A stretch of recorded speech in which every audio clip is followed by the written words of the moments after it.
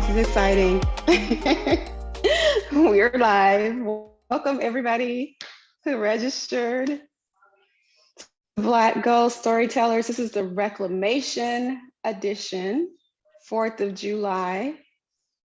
And my name is Adrienne Oliver, AKA Dr. A. Oliver, the hip hop scholar. And I'm actually broadcasting today from Eureka Springs, Arkansas, my home state, at the Dairy Hollow Writers Colony. I wore my little Writers Colony shirt, and I'm in the living room there in front of the fireplace, because we're gonna do some good old fashioned Southern storytelling. So get your tea, put your meat on the counter if you're marinating it already, because you are in for a treat. And I'm actually gonna set the occasion with an excerpt of Frederick Douglass's "What to the American Slave is the 4th of July" speech. And I'm not gonna read it, I'm gonna rely on one of our good, well-known friends, James Earl Jones. Can you guys see that, the James Earl Jones? You can see it, okay, awesome. Yeah. Let me make sure I'm sharing my sound as well. Share computer sound. And we're just gonna hear about 2 minutes of that speech. And it really was the inspiration for this event, the Frederick Douglass speech. Do you mean, citizens, to mock me by asking me to speak today? What to the American slave is your 4th of July? I answer, a day that reveals to him more than all other days of the year the gross injustice and cruelty to which he is a constant victim. To him, your celebration is a sham. Your boasted liberty, an unholy license. Your national greatness, swelling vanity. Your sounds of rejoicing are empty and heartless. Your denunciation of tyrants, brass-fronted impudence. Your shouts of liberty and equality, hollow mockery. Your prayers and hymns, your sermons and thanksgivings, with all your religious parade and solemnity, are to him mere bombast, fraud, deception, impiety, and hypocrisy. A thin veil to cover up crimes that would disgrace a nation of savages. There's not a nation of the earth guilty of practices more shocking and bloody than are the people of these United States at this very hour. At a time like this, scorching irony, not convincing argument, is needed. Oh, had I the ability and could reach the nation's ear, I would today pour forth a stream, a fiery stream of biting ridicule, blasting reproach, withering sarcasm, and stern rebuke. For it is not light that is needed, but fire. It is not the gentle shower, but thunder. We need the storm, the whirlwind, the earthquake. The feeling of the nation must be quickened. The conscience of the nation must be roused. The propriety of the nation must be startled. The hypocrisy of the nation must be exposed, and the crimes against God and man must be proclaimed and denounced. That was James Earl Jones reading the words of Frederick Douglass. Okay, so that sets the occasion for the Reclamation. And we are going to start with our first storyteller, Meres-Sia Gabriel. Going to read your bio. Meres-Sia Gabriel is the best-selling author and creator of the online course, Life-Changing Writing in 5 Weeks. Write your book, inspire others, and leave your mark on the world. She has performed, taught workshops, and spoken at the Universidad de la Tierra Oregon Shakespeare Festival, and the Museum of African Diaspora, to name a few. Her poetry is presently showcased in the Oakland Museum's Black Power exhibit, and she's going to be telling the story of Mrs. Julia Beal, who migrated from Lexington, Virginia to Merced, California in 1958. Meres-Sia, take it away. Thank you, Adrienne. I had such an honor and a privilege to meet Mrs. Beal. And today you will hear a short story that I created based on the interview I had with her. And the story is called How Far the Journey, the migration story of Mrs. Julia Ann Beal. Make sure that everyone can hear me. I'm heard very well? Okay. 1, a small town. As far as Southern atrocities go, little Julia Ann hadn't seen many in Lexington. No Black person had been lynched. No one had been run out of town or woke up to a cross burning. And no white woman had lied about being touched by a Black man. For the most part, the white lust for Black pain characteristic of other Southern towns in the 30s wasn't common in Lexington.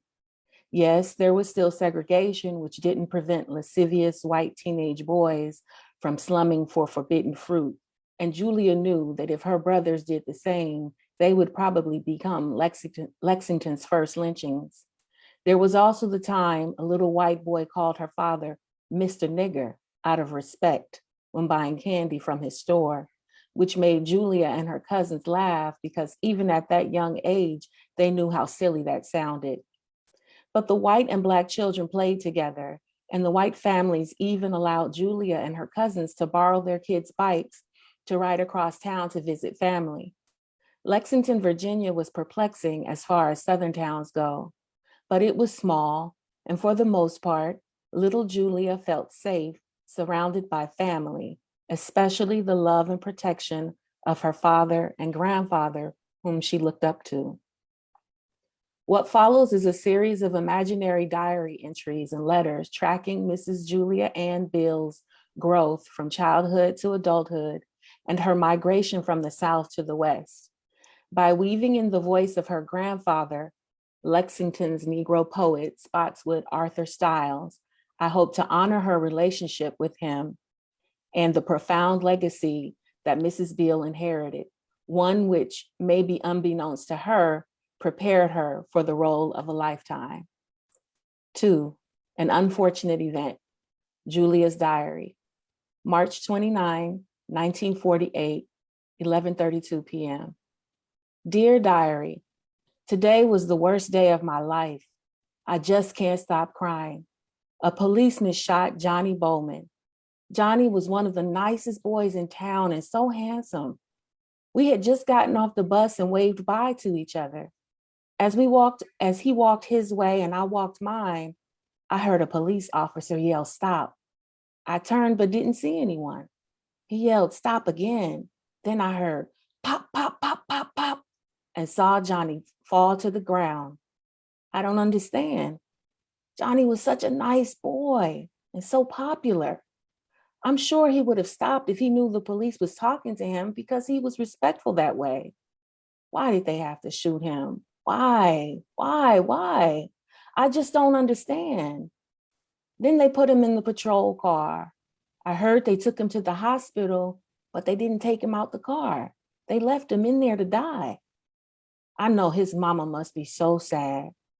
All I know is that as soon as the men found out about it, they all came out their houses with the guns they brought back from the war and told us kids to get inside. My daddy, uncles, and pawpaw were with them. Mama said they probably gonna call the National Guard in because it seems like every Black man in town went out there with a gun. Mama said something similar happened in Oklahoma years ago before I was born, and the men went with rifles to protect a young man from a lynch mob, and the National Guard came in and the whole Black town was destroyed. I don't like this feeling I have. It's hard to explain. I don't know if I'll ever get over this pain. Our last year in high school, his family won't even get to see him graduate. Spotswood's diary, Julia's grandfather. May 30th, 1948, 9 p.m. Lord, break the chains of bondage and set the captives free. Bring back my boy, dear Jesus. Be merciful, Lord, unto me.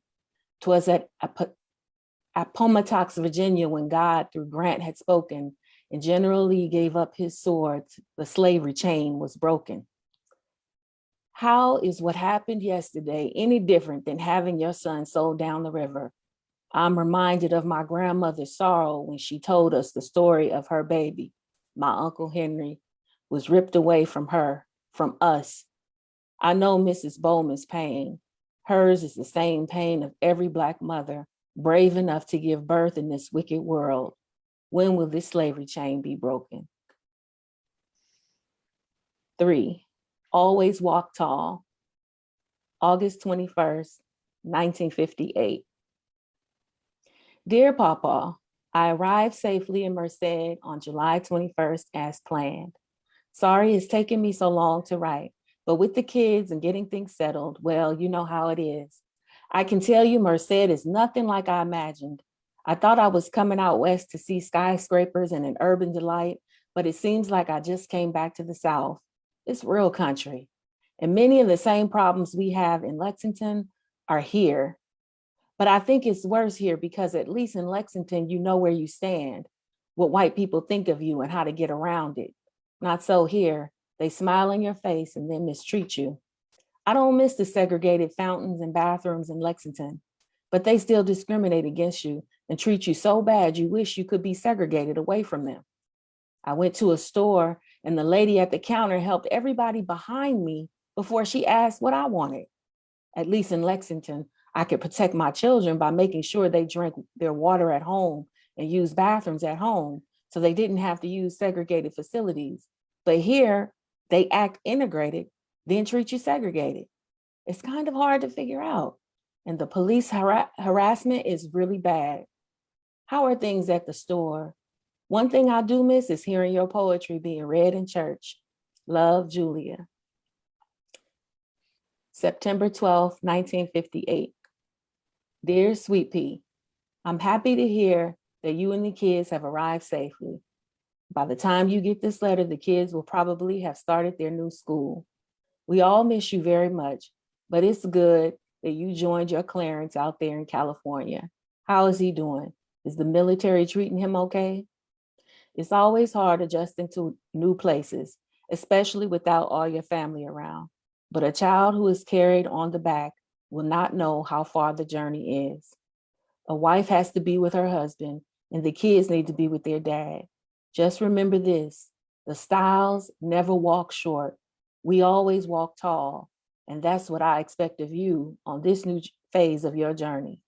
I know I still call you Sweet Pea like when you were a little girl, but you are a smart woman, and I trust you will find a way to fight for what's right in your new community, just like you saw us fight for Johnny Bowman. We didn't give up even when the National Guard came. We continued to support his family and made sure nothing like that ever happened again. Well, as far as the store and church and things, it's all doing fine. They printed some more of my poetry in the newspaper. I'm going to send you a copy next time. Love, Grandpa, Pawpaw. 4, eternally yours. Julia's diary, August 21st, 1968, 8 p.m. Dear Pawpaw, I miss you so much. It's been almost 10 years since you passed away, but I still write to you in my diary. These are interesting times. There's so much going on in the world and in Merced. I've joined the PTA, the city council, the school board, any place where I can speak and be heard about these issues in our community. We're fighting for the desegregation of schools here and against police brutality. A group of Black and Chicano kids came to me with a list they called the 13 concerns. They want to see more teachers that look like them and have better quality facilities and resources. You would be surprised at how fashion has changed now. Black people are wearing their hair natural and afros. One of the things the young people like to do is leave the short afro pick called a cake cutter in their hair so they can easily pick it out. It's the style. Well, you wouldn't believe the schools are sending them home, accusing them of bringing weapons to school. They call the cake cutters weapons. But white students are allowed to hang guns on racks in their cars. Papa, I'm telling you, my phone is constantly ringing.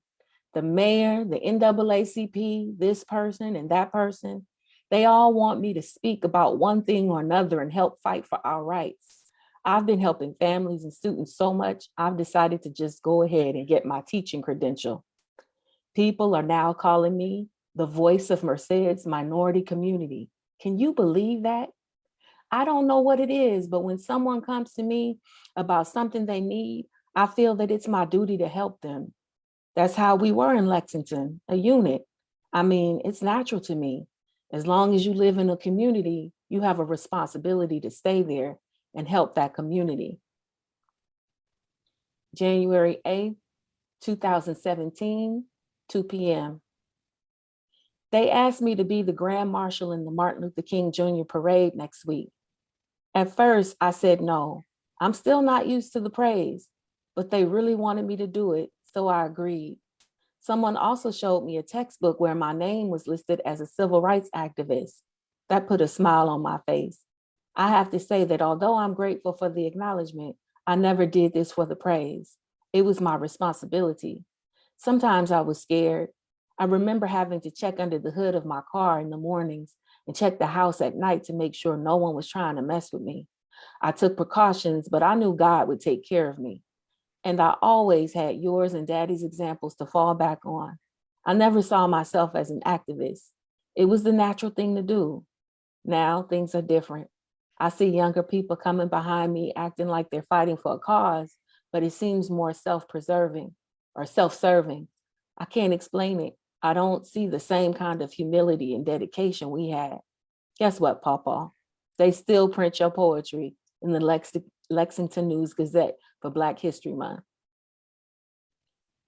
Dear Sweet Pea, you done good, hun. I'm very proud of you. I always knew you could do it. Eternally yours in heaven, Pawpaw. 5. Postscript. Julia Ann Beale, née Stiles, was born April 10th, 1930 in Lexington, Virginia, and migrated to Merced, California, July 21st, 1958, to be with her husband who was stationed there. She never imagined she would become a historical figure. She was president of the NAACP for 5 years, a dedicated school teacher, a mother, and an activist. Mrs. Beale still lives in Merced, where she will always be known as the voice of Merced's minority community. Yes, I love it. And I can show you a picture of her. Okay. No, never mind. I won't, because it doesn't look like it's working for me. I don't want Oh, to is take it? time. Oh, okay. Well, that was such a beautiful rendition of the story. Does anybody have any thoughts, questions? Mrs. Beale, did you want to add anything? Oh, you're muted, Mrs. Beale. Can someone unmute you? Is there someone there? Yes, I can. Oh, okay. Oh, I guess I'll need you to do it. I did the unmute, but it's not. Oh, there it is. Am You're I unmuted. unmuted? There we go. Yeah. No, it's beautifully written. Yes, I congratulate you, honey. thank you. Oh, Beautifully It's written. beautiful. And most of the things that were so important to me are in it. Yes. The story, I just held, what did we say, this spellbound. mm, No, beautiful, beautiful. Yes, mm. very good. Made me cry. That's made her my daughter in daughter- the background singing. Yeah, it made a cry, she said, Sorry. second time. Oh, Meres-Sia, you might be able to share now. I made you the host. Let's see if that works. Okay, And we have some comments in the chat. I know. Oh, I love it. I think what I have to do is Beautiful. Thank you. How to that. wonderful. I- Loved it. Oh, this is what I found a picture online of her grandfather. So when she told me that he was a poet and well-known poet, I looked him up and found a blog that had his information. And there's a woman who did a blog on him. And this is Spotswood Arthur Styles right here. Yes. Mrs. Bill, do you know who he's holding? The youngest one, Margaret, The youngest sibling. youngest sibling. Oh, your youngest sibling? No, his. Oh, his. That's my father to the back, the left, the second from the left. Oh, look at that. There's her father and her grandfather, whom she admired so much. Yes. And whom she looked up to and said for their consistency and protection. And then this is Spotswood Arthur Styles, who was Lexington's Negro poet. And I just felt like when I asked Mrs. Beale about, when she talked about so humbly about her role in Merced and how it was so like an unexpected activist, but I feel like the makings of all of it was here in Lexington, right? Oh man. Yes. Thank you. Thank you. Thank you. There's a hand raised. Oh, you're muted, Adrian. Oh, thank you. I was saying we have one question in the chat from Heather who says, how has Merced changed? We have we did desegregate here long after we had desegregated in Virginia. It's bigger, larger now. We got a university here, and that's brought in more people with more liberal ideas, because we're in the midst of an agricultural region. And so it's growing. But when we came out here, the African-American population was 14%. It is now 4%. So a lot of our young people who have managed to do well just have left. And hopefully, maybe later on they'll come back. But I notice we are receiving individuals of color from the university who are taking part in the city. So it's better, and yet discrimination is here. And it's going to be, I believe it'll be here as long as man exists, that prejudice. So it's here, it's still subtle, but not nearly as bad as it was. And of course, they leave me alone. Of course, yes. Thank you. Because Thank Ms. you, Bill, beautiful. she would always say, I walk tall, right? You said, I never walk short, I always walk tall. And she's 5 feet Walk tall. Mhm. And she's 5 feet tall? She's 5 feet tall. Okay, walk tall. Had to walk tall. One other thing I wanted to point out, how many children do you have, Ms. Bill? We have 6 now, we had 9. 9, and she Mhm. was doing this activism with 9 children. Yes. So all of that you heard in the story, her checking her car, her checking her house, with 9 children. Yeah. Amen. Billy, Miss Grant, did you have a question? I see your hand up.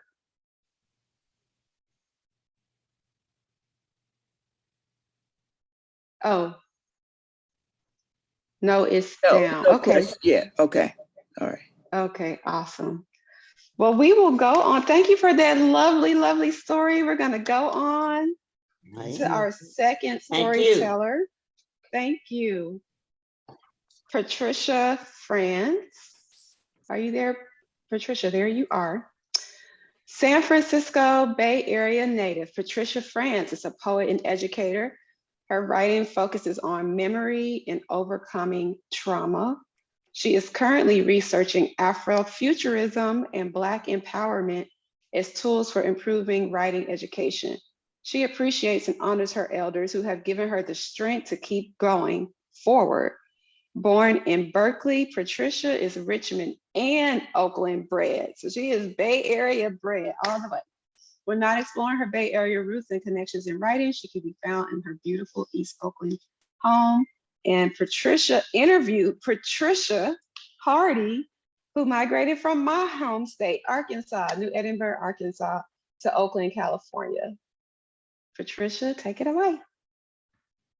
All right, thank you so much, Adrian, and thank you so much, Patricia. I had so much fun talking to you and interviewing you and just learning about your story and your family. And so the story that I created is based on our conversation, but also our natural dialogue that we had. And so with my piece, I included just words from our interview, just little gems of words that you gave in terms of your wisdom and just your story, and created like little stanzas of poetry in between your story. So when I read it, you may have me hear me say a few stanzas of poetry as I read your story. And just overall, listening to your journey and your family's journey, and just so much strength that they held. And so you'll hear that. And just hearing your words and just your gift of storytelling overall has been really inspiring. So I named this a piece called Our Story is So Clear, based on Patricia Hardy's words. Our heritage is in the storyteller. Our time then, as a child, you listen as family tell and talk about memories. We were at home and talking about who we were. The valley of luscious green that were filled with forest green trees and moving rivers and sharecroppers who worked the land and built their family foundation. Patricia Hardy was born in 1945 in Arkansas, Cleveland County, New Edinburgh. Her migration story begins when she's 8 years old in early 1950s. Patricia reflects on her childhood based on memory and the beautiful storytelling of her mother. She comes from 9 siblings, and through her parents, 256 descendants graced the land of Arkansas and followed their journey during the Great Migration. For her, family, children's birth is part of your status and health. With a great laugh, Patricia recalls a conversation with her mother. Mother, please, all these people. Patricia describes her mother saying, I love them all. And her father worked hard to support their family he valued. As a tradition of Black people, storytelling and memory played a big part in her sharing her migration story. Arkansas to California, paved streets in gold, bridges are gold, dark purple grapes the size of plums. A child should be a child, and they didn't tell us why. Enjoy being young. One memory she has is her great-great-grandfather, an enslaved person who was a slave boy in India. Somehow someone moved him to Madagascar and then the United States. Her family endured so much and they stayed in one place until the Great Migration. As Patricia expressed in her interview, she has pride in her family for staying in one place for so long and endured so much, which is why she keeps many artifacts, documents, and pictures of her family. A photo she preserved for her children, her people contribute to the Great Migration by cherishing artifacts as evidence of our ancestors, elders, and Black life we could all enjoy. Her sister was the first to leave. She went to Detroit. Each family, one by one, is led by the Great Migration to find a better life. Similar to many families during this time, Patricia's father had a vision for a better, bigger world out there. Her mother, sister, brother, and Patricia traveled on the Greyhound bus. Patricia was 8 years old at the time. When Patricia, her mother, sister, and brother got on that bus, they left her dad because he had to sell the house in Arkansas, and that took time. This was the first time she was not around her dad. She felt sad and hurt. Her father was a protector of the family and never left the family. When they were home, her mother and father always protected her and her siblings. On that bus ride, the white people treated them so badly, and she remembers that. Love her people, West Oakland, East Oakland, as a child dazzled, a dreamer at 8 years old. Patricia is a dreamer.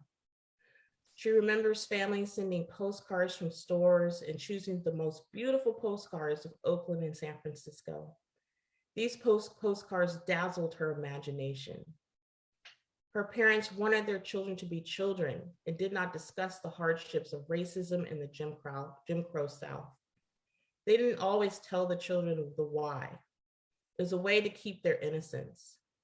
So when they left Arkansas, there was no explanation. California had the best jobs at the time, and because of the war effort, many opportunities. The bright and sunny memories of finally arriving in Oakland warmed her skin as they arrived on 18th Street and San Pablo. Her aunt embraced her with love. Her family took root in a new place, West Oakland. Values carried on, parents instilled these values.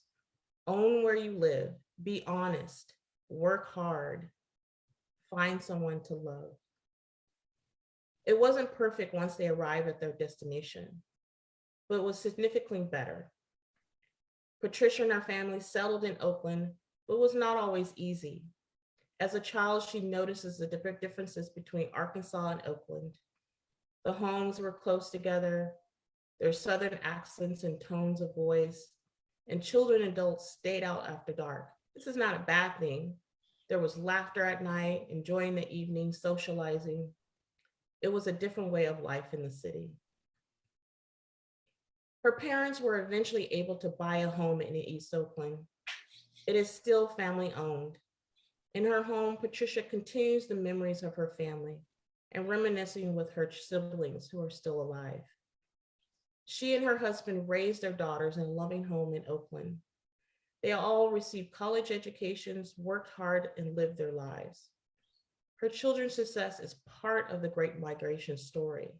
The next generation continue their ancestors' dreams to live a good life and follow their dreams. In her wisdom, Patricia shares her advice for the young people in the community. Dream it, think it, do it quickly, stay focused. You must have a lot of belief in you. Do you, be yourself. Use your energy to be who you want to be. It does not matter who you fall in love with. Love whoever you choose. Thank you, Patricia. Thank you. And I have a few pictures, just two pictures I wanted to share of her parents because her parents were such a center of this story. And let's see if I'll be able to do that.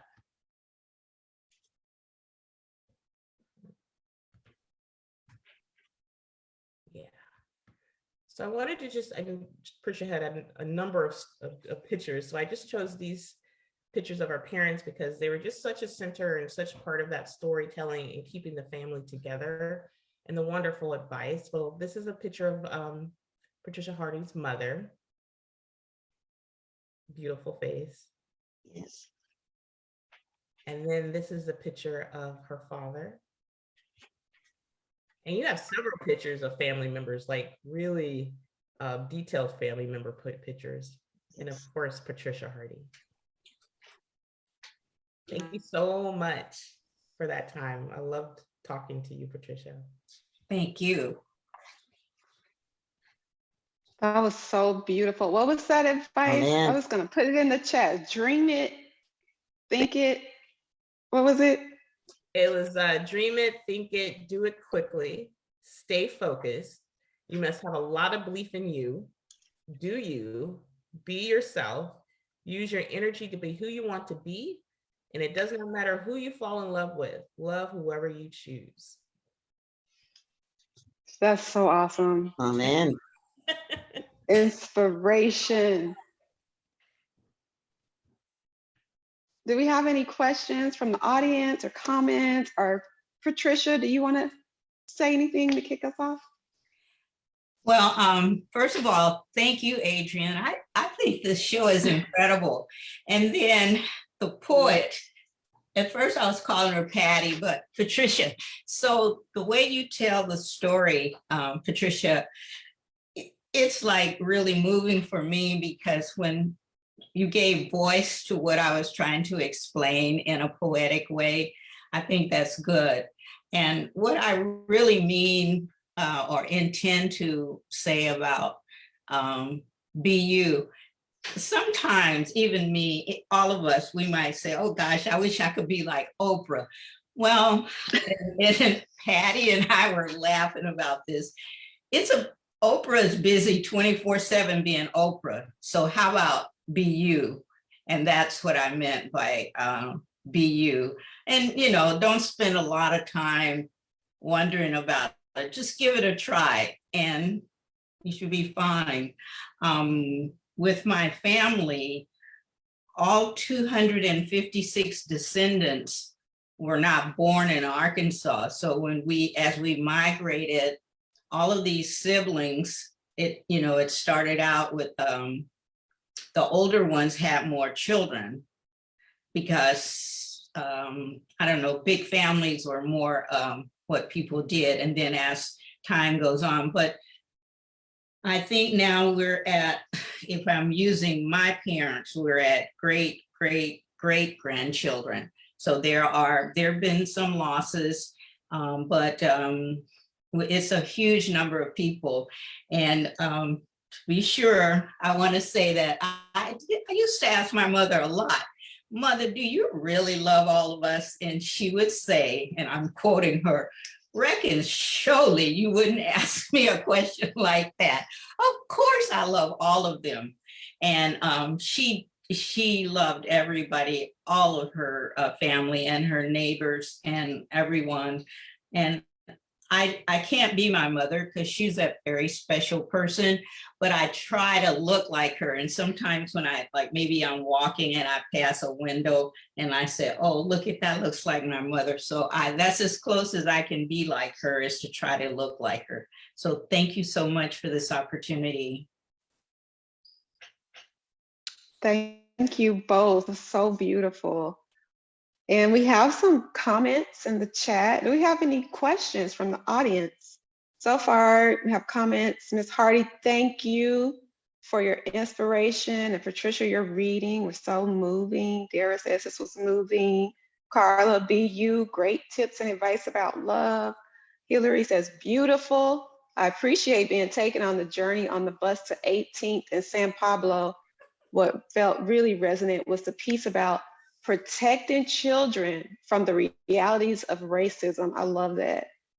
And the older we get, the more we look like our mothers. I want to add to what Mrs. Beals shared with us. Beal, see, in the South, you know your position, but when you get to California, you don't expect, or at least I didn't, the racism. But when we got on that bus, there was no protection device in place. My dad's not there. And my mother, it's a lot for her to be having the three of us, the last three left on the bus, although she had another baby after we got to California. Those people, they even tried to leave us a couple of times, like we go to the bathroom, but we have to wait for the white people to use the bathroom. And then they go back and get on the bus. And so the bus driver tried to leave, and my mother was screaming and saying, oh God, Jesus, Lord, have mercy on us. Don't leave my babies. And the bus driver, he said, well, next time they need to bring their BA onto the bus like everybody else. So then I knew then that it's a big world out here. Cruelty, oh my goodness, if they had left my brother and my sister, my God. So yeah, it's a big transition as a child, Right. from a child's perspective. Yes. Yes, thank you for sharing that. And what I love about both of those stories too, you guys mentioned just the protection of the men, Black men in your families. That was so important. Yes. Thank you. And so that takes us to our last but not least, our last storyteller, Nikita Gibbs. And I'm gonna get Nikita's bio. You guys are in for a treat for sure. Nikita Gibbs Nolan was born and raised in Oakland, California. She attended Cal State East Bay And her educational journey began in 2003 when she became a substitute in Oakland Unified School District. And since 2005, she has worked as an Oakland elementary school teacher. She was awarded the Teaching Excellence Award in recognition for her participation in the California Reading and Literature Project. In 2018, she was featured in the Teachers of Oakland and the State of Black Education in Oakland's narrative series. And Nikita is a teacher consultant with the Bay Area Writing Project. Nikita interviewed Miss Dorothy Richard Lee, who migrated from Kennard, Texas to San Francisco first in 1957, and then to Oakland, California in 1962. And today her eldest daughter, Billy, joins us on her behalf. So Nikita, take it away.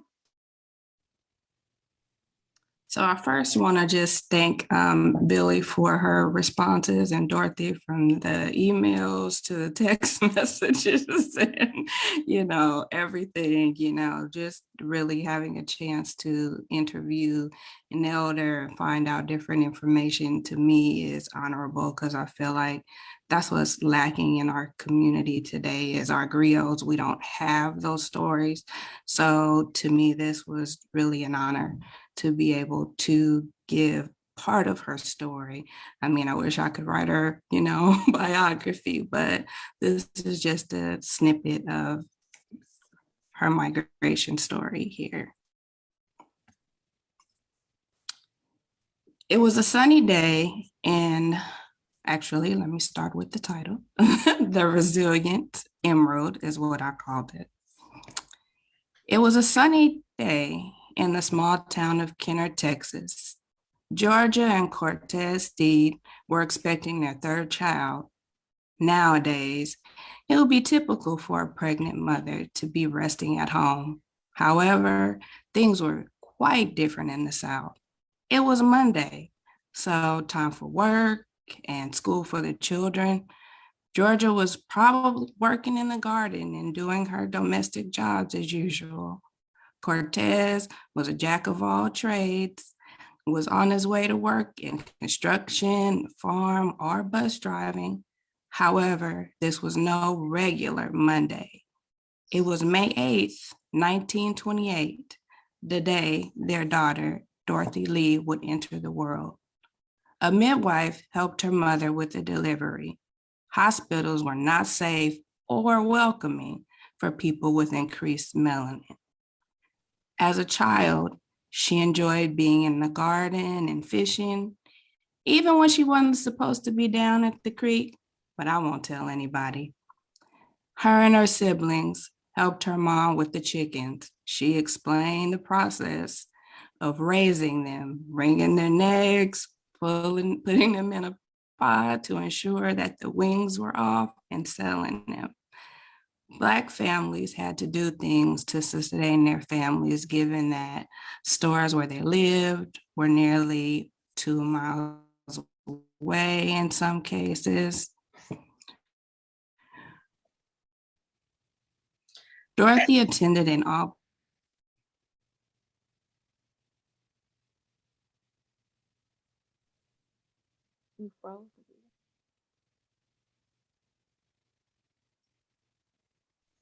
Nikita, are you there? Black school called Radcliffe Elementary. She said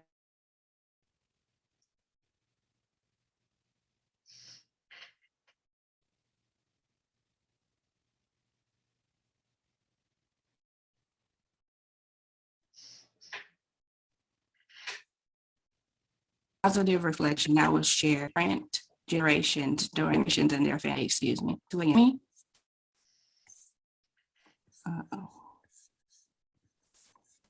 It's unfrozen now. We can go back about 2 sentences. Okay. Let's see. One positive reflection. Did you get that one? We'll go back 2 more. Okay. Dorothy attended an Yes. all-Black school called Radcliffe Elementary, and she said her favorite subjects were English and spelling. She also attended Kennard High School. One positive reflection that was shared during our interview is that one teacher taught 3 different generations in their family. At age 16, she left school because life took a turn. Dorothy became married to a young man she met in church called Thaddeus Richard. And once she became married, she recalled being out in the scorching hot sun picking cotton. She said that the goal was to pick pounds of cotton to be able to sell. And she kind of explained, like, if you think about it relatively, how much that cotton would have to be in order to reach a pound.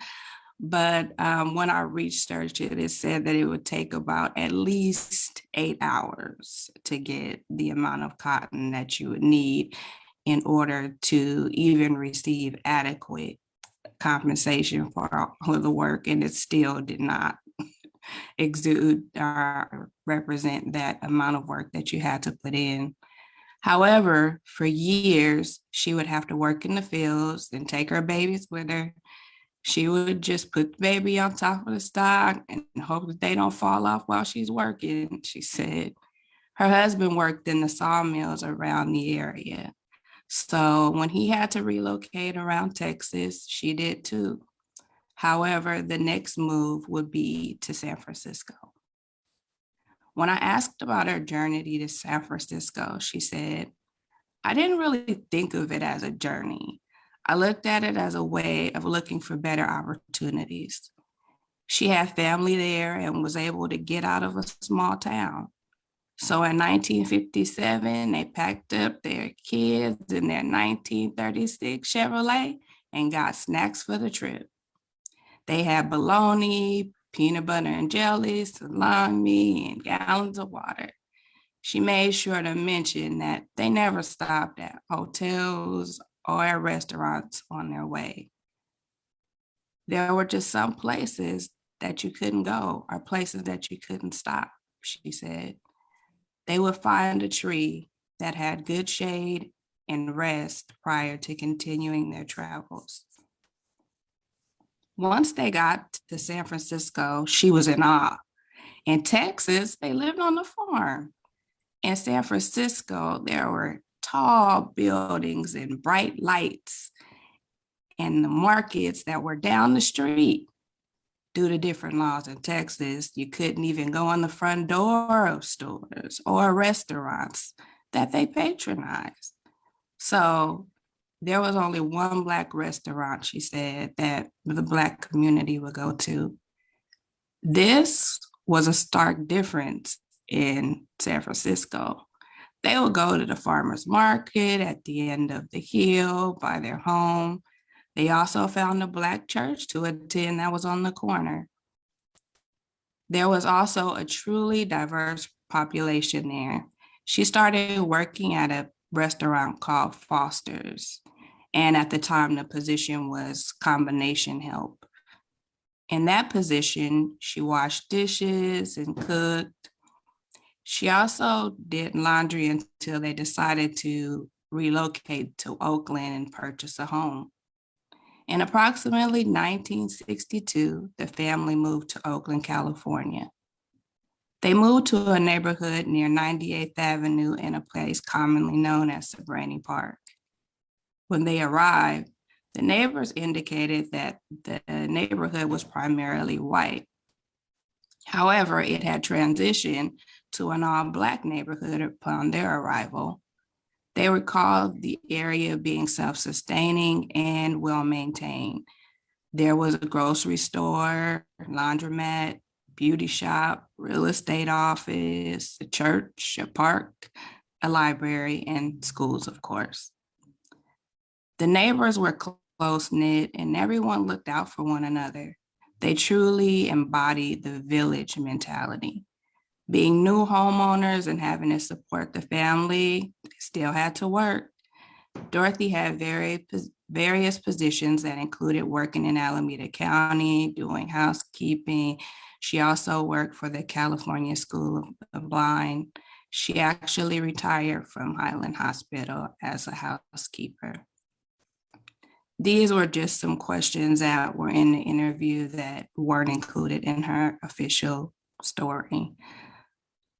We had nearly reached the end of the interview when I had a few more questions to ask. I asked her, what has she had to walk away from?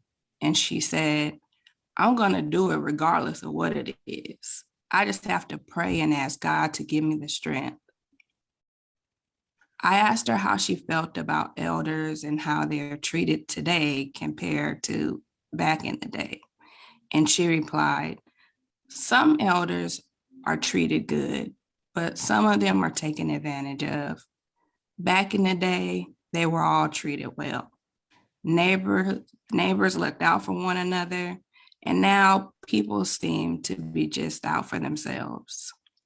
Inspired by her responses, I had to ask, what was one of the most memorable things in history that happened? She had to think about it for a minute, but recalled that that moment was seeing Obama elected. She said, I never thought that I would see a Black man as a president. I felt as if we had a Black man and he would come to save us. By the way, we never celebrated the 4th of July. We only celebrated Juneteenth in Texas. I asked who inspired her most in her life, and she said her parents. One of the infamous quotes by her father was, whatever you attempt to do, you do the damn best that you can. My reflections on the interview was, after meeting her, I was grateful to have a moment to be able to speak with an elder that had so much knowledge to offer. She also struck me as a Black woman that was determined to make it through even any challenging times. Her responses inspired this title. She was born in May, and the birthstone is an emerald, but emeralds are also symbolic of abundance, prosperity, and growth within all aspects of life. Thank you. Yay, yay, that was so beautiful. Resilient Emerald. And Mrs. Richard Lee is 94 years old. She couldn't be with us on Zoom today, but her daughter Billy is here. Billy, do you want to say anything or share about the process of sharing your mother's story? Oh, and you're muted.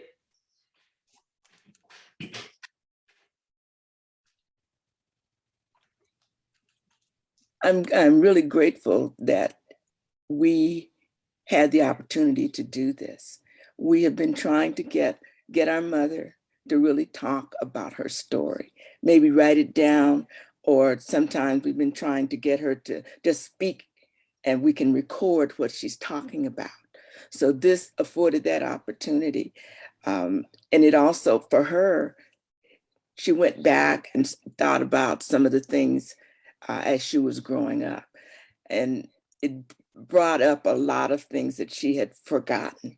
You know, it takes a little prodding and she would remember things that she hadn't thought about for a while. So I'm really glad.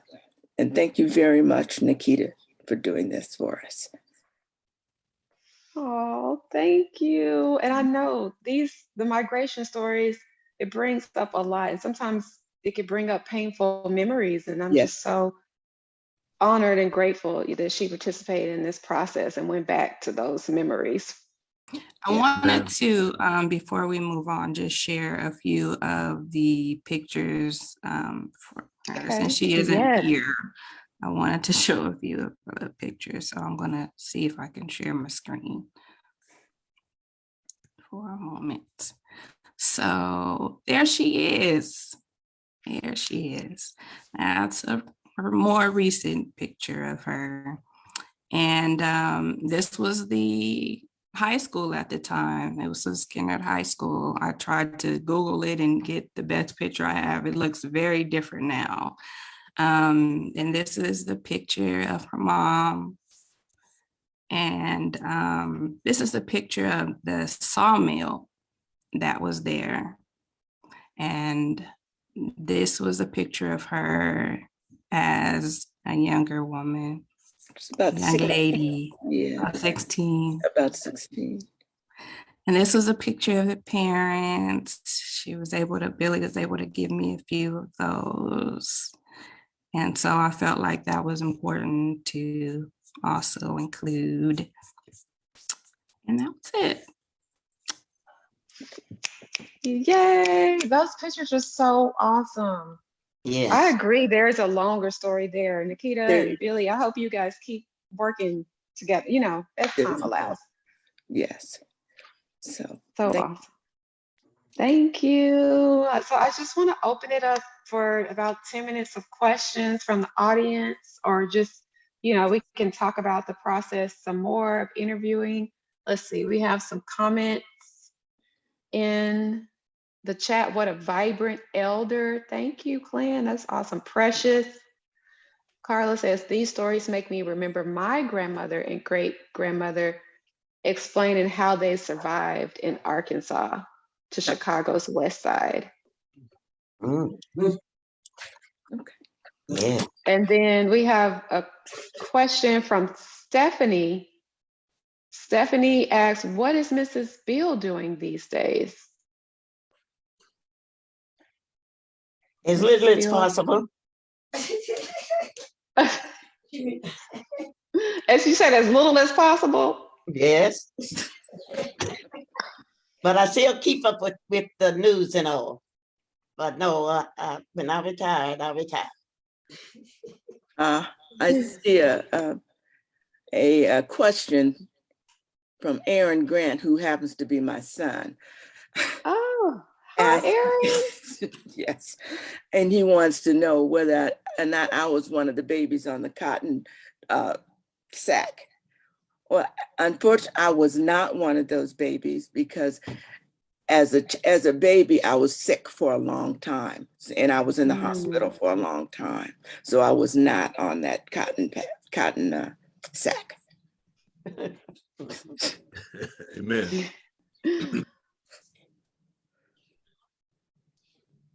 I wanted to share that in the diary entry of her grandfather, of Mrs. Beal's grandfather, that's actually his real poetry in the beginning. Yeah, I was able to find it online on the same place where I found the photo. The person was writing about his poetry, and she wrote about it in parts, so I just kind of put it together. It might be a longer piece, but that's his real poetry. There is. Yes, there is. There is. Okay. Meres-Sia, will you put his name in the chat? That's one of our African-American poets. I hadn't heard of him before this. I thought I was pretty well versed in African-American literature, but see, this is why these stories are so important, because we have so many poets and griots in our community that we don't know about. Amanda has a good comment about, I hope this inspires others to engage and listen to elder stories. If we don't capture them, they're gonna be gone forever. Mhm. Mhm. Yes, that's true. Yes, yes.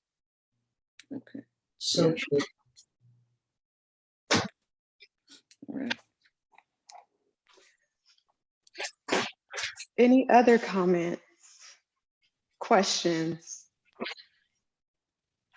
I have a comment, Mrs. Beal's daughter, and I just want to say that I hope that you ladies continue this type of forum. It's just so educational, it's enlightening, it's heartwarming, and it's now I have the pleasure of knowing 3 additional African-American women who write poetry, and I if not for this, maybe I would not have heard of you right now.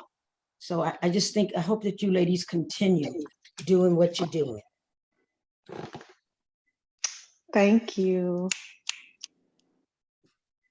And then Angela, love this so much. Thank you all for sharing these stories. It's so beautiful and important to uplift our elder stories. Oh, is that? I think we have Mrs. Dorothy.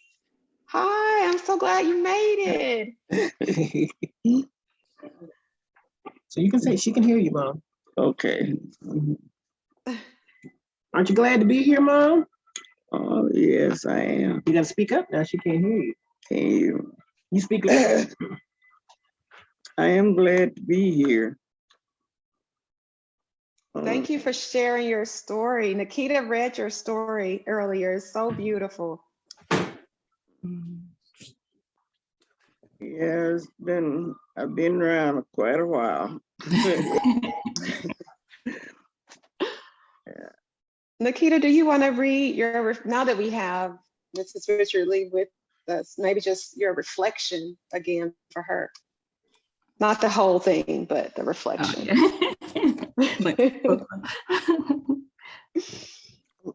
Gotcha. Give me 1 second.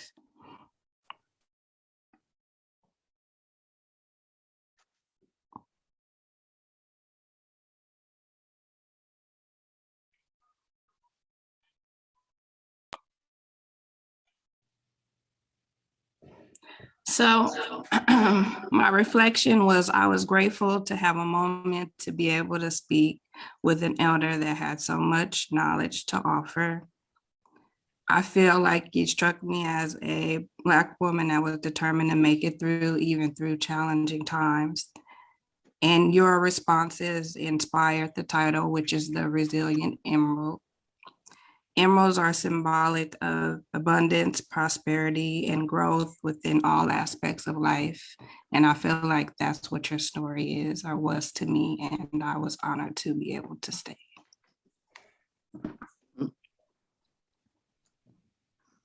Wow. Yeah, that's great. Mm-hmm. Anything you want to share, Mom? I know this is kind of short and strange for me. Speak up, though. Speak up, okay? I can't complain. I've been around quite a few years. Raised 6 beautiful children. I've moved, mostly me, because all the children weren't large enough to go to all these different places. And they stayed with my mother. But I've been around quite a bit. I can't complain because I've really enjoyed my life. So I've done quite a few things. It's mostly in the country, like, cause we would go on different cotton picks, pick cotton, pick peas, and all these different things. They call it on the hay, but back there then. Whatever you pick, you got half of it, and they got half of it. But that we would go and chop cotton, pick different plums and berries and things in the country. So I had a pretty good country life, I think. I can't complain about it because when I look back over my life, it was pleasure when I was doing all these things. I didn't regret doing any of it. And at this age, I still don't regret it. So Yes. Thank you. That is such an inspiration. I would like to add one thing, and that is about my grandfather's poetry. His poetry is in the Rockbridge Historical Society book. And it's also that picture that was shown was also in the University of Virginia museum there somewhere. There seems to I always thought of it as a token, but it seemed to have had some real significance to the people, the experts who saw it. And so it's become quite popular. He did write other poetry. We've lost contact with some of it, but some of it has been saved in that Historical Society book. Okay, awesome. That's Spotwood Arthur Styles. Yes. Styles. To speak about portraits, I have lots and lots of them. So I think I'm not sure, but I think I sent the first great grandmother that we have any record of. And so I just did all the women, but not the men, but the men existed. So if we ever do a follow-up, then I'll roll out all the photos. I'm so interested in those old photos because they're not like our iPhone photos. And after they take the photo, they do some finishing with pins and quails and stuff like that. So they're really quite wonderful to look at. Your family photo, Miss Bill, is really beautiful, and so is yours, Miss Dorothy. Thank you. Thank you. And we have a question in the chat from Tierra. She asks, what was a typical Juneteenth celebration in Texas? I remember Mrs. Richard Lee, you said, we didn't celebrate July 4th, we celebrate Juneteenth in Texas. So what was that like? Well, it was a pleasure for us because they would kill goats, they would barbecue them, and my mother always had a garden. And she'd cook up a bunch of vegetables, and it was 6 of us in family, 6 children. And we all said we had different cakes that we like to eat. My mother would try to make a cake for each one of us. It would be, I know it would be the same feeling, but she put a different frosting on each one of these cakes. So, but I had That's a lot of work, huh? And what kind of cakes? We want to know. My father always liked the caramel cake, and I took after him, I guess, because that's what my favorite cake, a caramel cake. So some of them wanted jelly cake, some wanted chocolate, and all different kinds of cake. But my mother would always try to make everybody the kind of cake that they wanted. Yeah. And the pineapple, pineapple, coconut. She'd even make a fruit cake and all that different stuff. So. Okay, so we know what to do next Juneteenth, y'all. We're gonna have different cakes. Yes. Made. We know what to do now.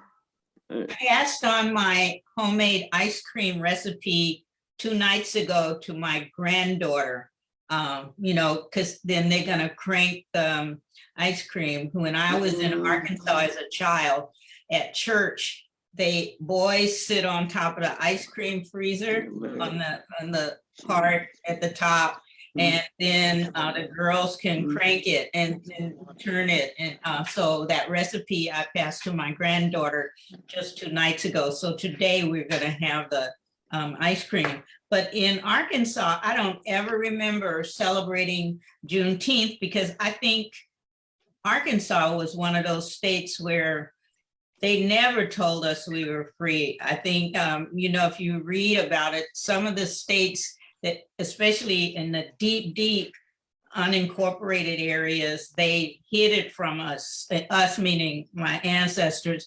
So you didn't really know you were free. So what my mother said was that when her folks told her, when the word finally came down, where are you going to run to? Because where are you going to go? You've been with these people all your life for generations. So when they said it, they just didn't know what to do with it. So they just stayed put because you don't really have anything, a way to get out of there. So it takes years to appreciate and benefit from your freedom. And you didn't even hear about it in the beginning. So you were still working and having the existence of an enslaved person, but you was really free. I didn't experience that. These are the stories that are handed down. And I just thought, oh my God, no, some of my relatives died and they were really free, but they didn't know it. Yeah. Well, I had never heard of Juneteenth until I got to California. That me too, Mrs. Bill. California. And then as I grew older, we celebrated as a celebration, not necessarily the 4th of July, because after I read about Abraham Lincoln's statement saying that if he could save the Union without freeing the slaves, he would, then it lost all the meaning to me. Yes. I think when we were growing up, we never even called it the Juneteenth. We called it the 19th of June. That's the way we pronounce it, 19th of June. Yes. And we would kill, my father would kill goats and barbecue goats. And my mother always had raised a big garden, and she'd go out and pick these vegetables and come back, and we got to help her to clean these vegetables. And then she cook up all these vegetables. And we were 6 of us in family, 6 children. And we all pretended we didn't like a certain cake. And my mother would make all these different cakes for us. And she put all these different frostings, you know, on these cakes. And my favorite cake, and it still is a caramel cake. But because that was what my father liked, caramel cake. So that was my favorite. And what kind of vegetables did she grow in her garden? You told us about the cakes. What kind of vegetables did she pick in the garden? Collard greens, mustard greens, turnip greens, turnips, greens. The turnips had roots on them, and sometimes she would cook the roots separate from the leaves. And then we had English peas. What else? And squash. I think my mother raised mostly everything. So that's one thing I kind of miss doing, having a big garden like we had back there then. So, because I wish we could bring that back. Yeah, I wish we could. Wish I could. If they had enough property, you could, you know, where you stay at, you could raise stuff. I think I still have to have collard greens. Collards. Yeah, collard greens. I'm raising collards, tomatoes, those 2 things, but just don't have the space. Amen. Do you have any thoughts? Well, my sister has a caramel cake. Well, she doesn't do it anymore because she's like 87 years old, but she has a caramel cake recipe that that Miss Dorothy is referring to. Well, we used to be, as kids, so fascinated because, see, some of my sisters, my oldest brother is 93 and my youngest is 63. So my mother and father were having children over a span of from 1920 something to 1950. I don't know, 6 or something. They just never stopped doing babies. But the thing is, my older sisters make that caramel cake. And then the English peas, we can't live without English peas. But there's another story too. The men in my family, the guys go hunting and stuff like that. But we were always afraid because we know that they're gonna slaughter a goat, but we like to eat the goat. And so they make the sound of how the goat is gonna go before he dies, like that. And they talk goat language. Then my mother, as sweet as she is, she can just kill a chicken like she has a special cage. So we know those chickens are doomed. So she put them in this little coop and then she just do their neck. They go under a little pan. And they're, you know, and they close their little eyes. I can't cut up a chicken today because I saw so many chickens meet their demise. But and those jelly roll cakes, my older sisters, like the one that's 90, she make the jelly roll cakes. But you, Miss Dorothy, you're bringing back all the best memories ever. You know, the sweet peas. Oh my goodness, those things are so good. Yeah, they but, were.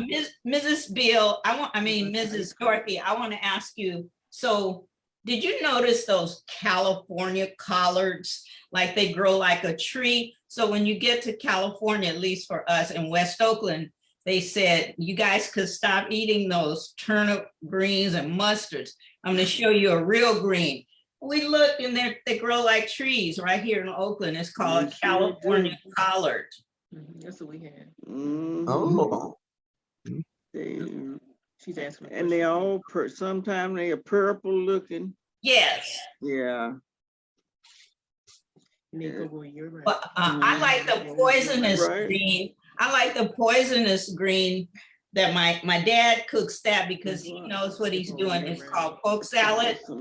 And Yeah. oh, yes. yeah, so but my mother Poison doesn't do green. that because she's a woman, so he cooks that, and then they do something and they put it on the mustard greens. Oh, it tastes so good.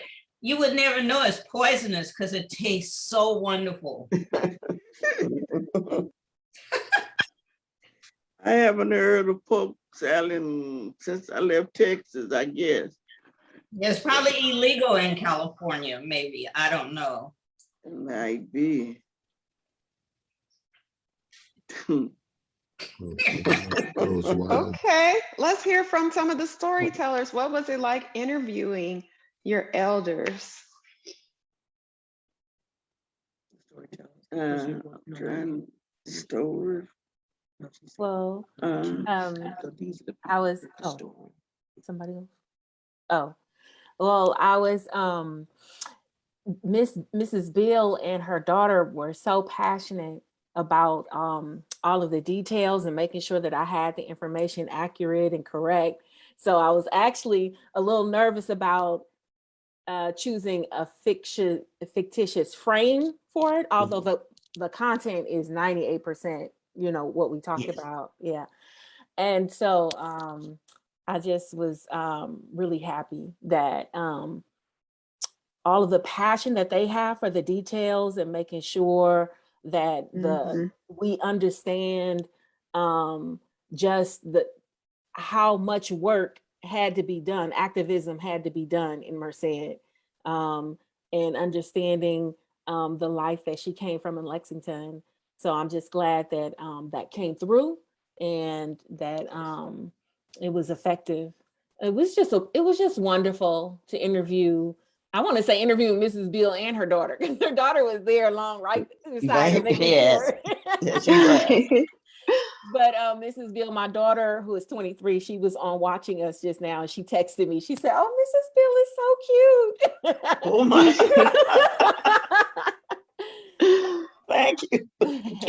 Yeah, I hope that by you sharing your process, it inspired people who are on today to start sitting down and listening to your elders and getting some of those stories, because everybody's capable of this, it's a Yes. passion project of Yes. mine, but I hope it inspires other people to just sit at your elders' feet. And like Meres-Sia had that creative imagining of the letters, that was beautiful. Yes. And you started something that really, that was stated about children asking you what happened. I'll get a receiver something so you can talk, record it and all this, because they want to know the background. But generally, you're so busy living, you don't have time to go back and talk all that. So what you're doing is really, you're doing a duty, really. And I really appreciate that. I want to say how much I thank you, and that I really feel privileged to have been a part of what you were trying to do. You. Yeah, you're right. That was really my inspiration for the project, because you're too busy living. Like you said, Yes. it's not that you don't want to get the stories, it's just you don't have that time. Okay, what about Nikita or Patricia? A few words about process before we close. I just enjoyed talking to Patricia. I think I went into it, with a level of respect and just open to hearing what Patricia had to offer in her story, because I really feel strongly about this project and really recording our stories and our elders being so important to this community and everything that they bring. So just going into it, it was just a matter of me just listening and picking up on her personality and her personality of her family, and just taking it all in and taking out gems and things like that that I thought really encompassed her story, coming to Oakland and West Oakland and learning from her, and just out of respect and just honor. Yes, so much wisdom we can learn just right in our own Yes. communities. It's like instead of Googling everything, we could get some, I got so many new mantras today, like do it quickly, everything. Just so amazing. Good, well. Nikita, thoughts on process? Oh, it was really an interesting, process. I'm so glad that she agreed to do it, because at first she was like, no, I'm not doing it. And I understand how that could be, so that's why I said, well, can we just at least, interview the daughters and get a perspective. So when I saw her on that Zoom, I was so happy to actually see her face and meet her. I'm like, I was telling my mom, like, she was like, well, she's 94. It's like, yes, and I feel like that whole, like that thing, that we used to have, the respect we have for our elders, like honoring our elders, is like I said before, it's lost a lot in our communities now. Like the babies that I teach, like they don't have anybody. Some people, like their grandmothers are probably 15 years older than they are, so their parents haven't been parented, and so they haven't been able to hear some of the things that and stories that we have to share for them. And I just like wish that there was like a storytelling that the kids could actually listen to. I think one of our oldest step subs, I think she's 76, and the kids just gravitate to her, like she's the grandma, and she shares stories with them and things like that. But I just wish that was something that was more common. And it was also, special to me because my family is from Texas. And when I was, doing some research and, about like different things, like I actually saw like, her parents' name in the census that they had on family, I think it's called Family History or something like that. And the name was there. Her parents' names were both there. And so I started looking up my grandmother's name, and I was like, hey, Dad, you never told me that, she had this other name, that kind of thing, And he said, you should have asked, some of the questions, because you don't think about like, how far or how long picking cotton took place and what the process was like. And he was like, you could ask your daddy, because we were out there. And I'm like, he's 65, so getting those stories and actually having that inspiration to even, talk to him about some of his stories from, being from a small town in Texas was helpful. So I really appreciate the opportunity to do it. Thank you. And I see the question in the chat about where to find these sessions. So everything will be on our website, www.blackgoldstorytellers.com. I'll put it in the chat, and I will be sure to send, everybody who registered today the information on how to access these stories and stay in contact with us. We will have another Black Gold Storytellers event Labor Day weekend. And I have to give my gratitude. This project was started with a grant from the City of Oakland Cultural Funding Program. And now it will be able to continue with support from UC Berkeley, the Bay Area Writing Project, and the Akanati Foundation. So we hope you guys will come around on Labor Day weekend too, to hear the next.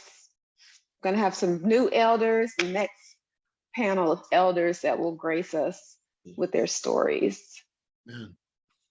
Thank you, guys. Thank you. Congratulations to you, Adrian. You are incredible for our community. Oh, And thank so are you. your storytellers. This is wonderful. Thank you so much. Yes.